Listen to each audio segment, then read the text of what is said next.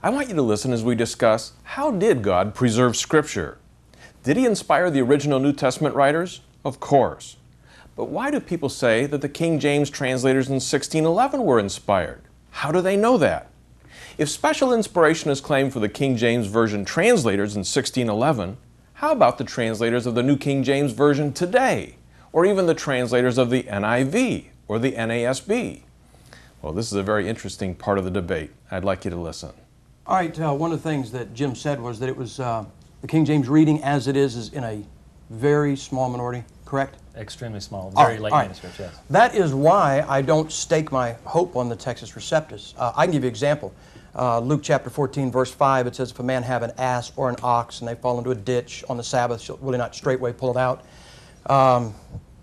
NIV, New American Standard, both say if a man have a son or an ox and they fall in a ditch. And the son, that reading is TR. The King James in that point follows, I believe it's Aleph. What I'm saying, I believe when the King James translators sat in that room, not inspiration, because inspiration would have been starting with a blank sheet of paper, but I believe God led them to put in this book exactly what He wanted. And if He did that by letting them do it by one reading of one manuscript, I have no problem with it. That was a blank. What would you say that, Dan? That was a blank. It may not be a blank sheet of paper, but it's a blank space in the text. So you may have micro-inspiration. No, it's not a blank sheet in the text. If you have two texts that read both ways and you make a choice, that's not a blank. That's not. What does that do to the whole text? You can't change that. What does that do to the preservation idea? Excuse me, but that's exactly what preservation is. Well, you've been arguing for preservation in Textus Receptus. No, I never said that. No, I said King James is the preserved word of God. I never said the Textus Receptus. So Textus Receptus isn't important. It's just the King James. I believe the Textus Receptus is a better Greek text than the Alexandrian or the Nestles or the UBS. Yeah, Sam, let me ask you, have you ever read the introduction or the preface to the original 1611 text? Oh, yeah. Well, everything that I've heard you and Joe say, basically, has been contrary to what the King James translators themselves say in this Right. What you're going to say is that they didn't claim inspiration.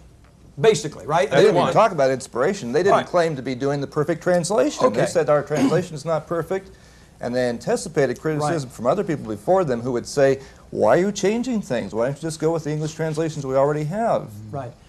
Well, one of the things that they did say was that their translation would be maligned by on two sides. One by popish persons, of course that was talking about the Roman Catholic Church, or by self-conceited brethren that give liking to nothing but that which is hammered on their own anvil. Like the people who did other English translations well, before that's a pretty good application, all right? The King James translators didn't have to say what I'm giving you is inspired. Caiaphas at one point in John prophesied that Jesus Christ, it was better for Jesus Christ to die for the nation than that the nation die. He did not say, God told me to say. It even says in the Bible, he didn't know he was prophesying.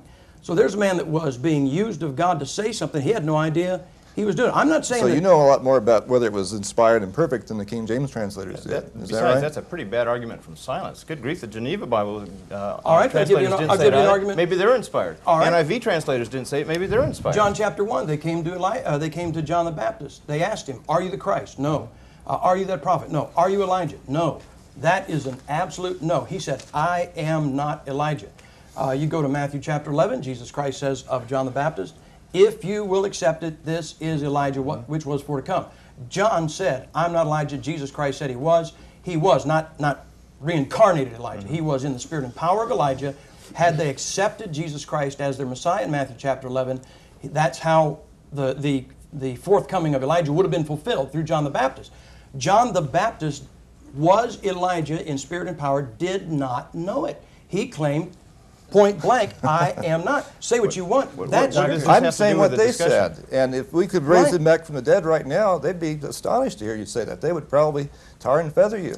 I imagine John the Baptist would have been astonished if somebody walked up to him and said, you are Elijah. But Dr. Gipp, all of this is extremely circular. And I think we need to, in fairness, point out the fact that what you're saying is not what Dr. Strouse has said in regards to the preservation of the text. Dr. Strouse has said earlier on that Christians in mass have always believed this traditional text, and that's where the basis of it lies.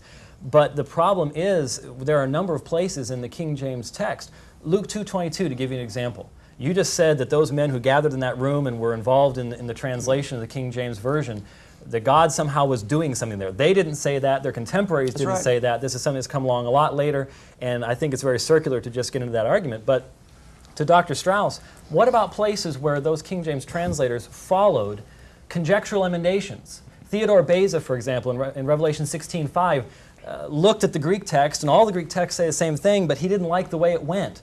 And so he changed the word holy to the future form of the verb to be, sort of to make it nice and poetic and rhythmic. And your King James this day reads that way, even though there's not a question, I think, about on anyone's part as to what that passage actually reads.